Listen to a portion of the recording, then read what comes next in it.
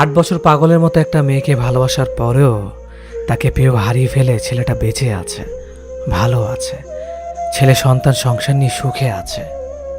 সারা দুনিয়ার বিপক্ষে গিয়ে হিন্দু মেয়েটা হাত ধরেছিল মুসলিম একটা ছেলের।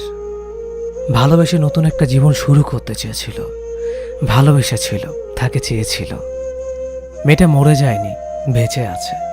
প্রতিদিন অপমানিত হয়ে মেয়েটা কাঁদতে কাঁদতে চোখের পানি শুকিয়ে ফেলেও বেঁচে আছে, দিব্যি হাসি খুশি।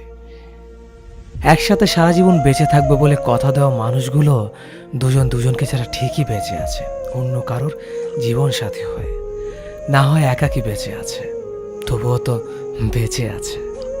মেয়েটা কথা দিয়েছিল সারা জীবন তোমার পাশে আছে, কিন্তু মেয়েটা কথা রাখেনি, তবুও ছেলেটা বেঁচে আছে। একাই ভালোবেসে অপেক্ষা করে করে বেঁচে থাকা মানুষগুলো বেঁচে আছে। বেঁচে থাকতে শিখতে হয় প্রিয়। একান্ত 5টা মিনিটের জন্য হলেও নিজের জন্য বেঁচে থাকতে হয়।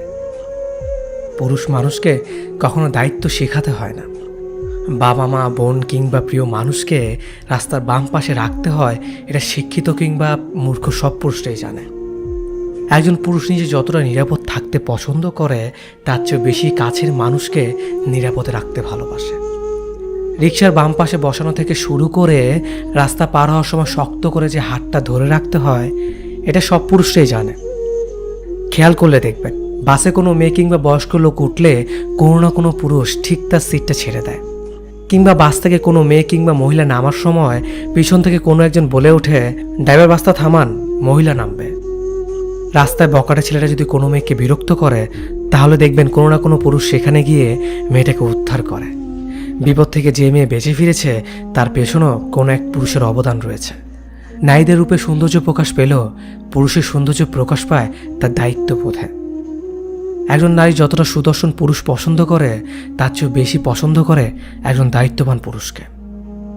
পুরুষ মানে দায়িত্বশীল। একজন পুরুষের সম্পূর্ণ চাহিদা কখনো তার নিজের জন্য পুষে রাখে না। পরিবার, বাবা মা, ছেলে মেয়ে এবং নিজের প্রিয়জনের চাহিদার জন্য এরা দায়িত্ব পালন করে যায়। কখন কার কি দরকার পড়বে কিংবা প্রিয়জনের অসুস্থতার সময়ও পুরুষ মনে রাখে। ছোট থেকে শুরু করে বৃদ্ধা পর্যন্ত প্রতিটা পদে পদে একজন পুরুষ তার নিজের দায়িত্ব পালন করে যায়। ছেলে, যুবক, বাবা কিংবা দাদা যে অবস্থায় থাকুক না কেন, সব পুরুষের ধর্ম একটাই, তারা দায়িত্ববান, তারা দায়িত্বশীল। পৃথিবীতে কোনো মানুষই পুরোপুরি পারফেক্ট না। এই সহজ সত্যটা মেনে নিলেই সম্পর্কগুলো অনেক সহজ হয়ে যায়। মানুষটা একটু বেশি বেশি রাগ করে। আপনার যদি মনে হয় এটা একটা খারাপ দিক, ভেবে নিন না। পৃথিবীতে কোনো মানুষই পুরোপুরি পারফেক্ট না। মানুষটা একটু বেশি বেশি সন্দেহ করে।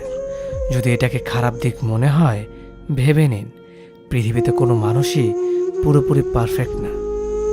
মানুষটার গায়ের রং একটু কালো, ভেবে নিন পৃথিবীতে কোনো মানুষই পুরোপুরি পারফেক্ট না।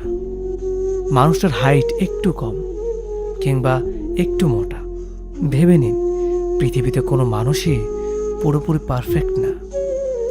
এরকম বলতে গেলে আরও অনেক উদাহরণ পাওয়া যাবে। পৃথিবীতে কেউ কোনোদিন তার ভালোবাসার মানুষটাকে কিংবা জীবন সঙ্গীকে পুরোপুরি পারফেক্ট রূপে পায়নি, কোনোদিন পাবেও না, পাওয়া সম্ভবও না। যদি সত্যিই তাকে ভালোবেসে থাকেন, তাহলে তার খারাপ দিকগুলো মেনে নিয়েই ভালোবাসতে হবে।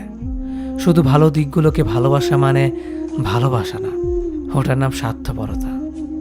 ভালোবাসার মানুষটা পারফেক্ট না হলেও পারফেক্ট করে নিতে হয় কিংবা পারফেক্ট ভেবে নিতে হয়। মেনে নিতে হয় পৃথিবীতে কোনো মানুষই পুরোপুরি পারফেক্ট না। তবুও যদি সহজ সত্যিটা মেনে নিতে না পারেন, তবে নিজেকে প্রশ্ন করে দেখুন, আপনি কি পুরোপুরি পারফেক্ট? আশা করি উত্তরটা পেয়ে যাবেন। প্রিয় মানুষটা জীবন থেকে চলে গেলেও বোধহয় এতটা কষ্ট হয় না যতটা তৃতীয় ব্যক্তির আগমনে হয়। চোখের সামনে নিজের মানুষটাকে অন্য কারো সাথে দেখলে মনে হয় হৃৎপিণ্ডটাতে কেউ বারবার ছুরি দিয়ে আঘাত করছে। যে অনুভূতিতে শুধুমাত্র তোমার বসবাস ছিল, সেখানে তৃতীয় ব্যক্তি এসে জায়গা করে নেয়, নিজেকে তখনই সবচেয়ে বেশি অসহায় মনে হয়। মানুষটা আপনার না থাকলেও এতটা কষ্ট হতো না যতটা তাকে অন্য কারোর সাথে দেখলে হয়। সে আমার না থাকুক সমস্যা নেই, তবু অন্য কারো গল্পে তার আগমন না ঘটুক, আমরা অনেকেই এমনটাই চাই। কিন্তু সত্যি এটাই, তারা তৃতীয় ব্যক্তির আগমনে আমাদের জীবন থেকে চলে যায় নতুন গল্পের সূচনা করতে। তারা বিশ্বাস করে হেরে যায়, আমরা প্রতারণা করে জিতে যাই। বাহ, হিসেবটা কত সহজ। তবু বোকারা বোঝে না তারা আসলে অনেক বোকা। হেরে যাবে যেন আমাদের বারবার সুযোগ করে দেয় জিতে যাওয়ার জন্য। আজকাল এত আধুনিকতার যুগেও এমন মানুষ আছে নাকি? হ্যাঁ আছে, কারণ তারা বিশ্বাস করে, তারা উপহাসে নয়, হৃদয় দিয়ে ভালোবাসে। তারা অভিনয়টা ঠিক করতে পারে না, তারা বাস্তব জীবনের পরিকল্পনা করে। তারা আমাদের মতো কুলাঙ্গারগুলোকে সুযোগ করে দেয়। তারা জানে আমরা অন্যায় করছি, তারা জানে আমরা অভিনয় করছি, তবুও তারা আমাদের ভুলগুলোকে শুধরে নিতে চায়।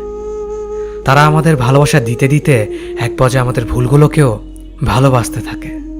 একটা সময় আমরা প্রতারণা করি, তাদের বিশ্বাসগুলোকে ভেঙে চুরমার করে দেয়। তারা কাঁদে, তারা কষ্ট পায়, তারা স্মৃতি থেকে পালিয়ে বেড়ায়।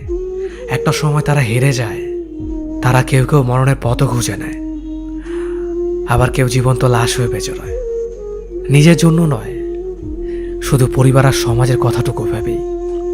সবশেষে তারাই হেরে যায়, আমরা জিতে যাই। না না, আমরাই হেরে যাই। কারণ বেঁচে থাকার বাকি দিনগুলোতে আমাদের জীবনের প্রতিটা ধাপেই এর মাসুল দিতে হয় কোনো না কোনোভাবে। হয়তো ব্যাপারটা কেউ উপলব্ধি করতে পারে, নয়তো কেউ পারি না। কথাগুলো একটি ফেসবুক পোস্ট থেকে নেওয়া, কথাগুলো ভালো লাগার কারণেই আপনাদের মাঝে শেয়ার করা। জীবনের শেষ মুহূর্তে এমন অনেক অনুভূতি থাকে যা বলে লিখে প্রকাশ করা যায় না। শুধু একজনের জীবনের অন্তরালে থেকে যায় আচরণ দীর্ঘশ্বাসের অনুভূতির নীরবতা। কেবল সেটাকে বুক পকেটে রেখে নিজেকে অনলে পুড়িয়ে একান্তই পাওয়া যায়।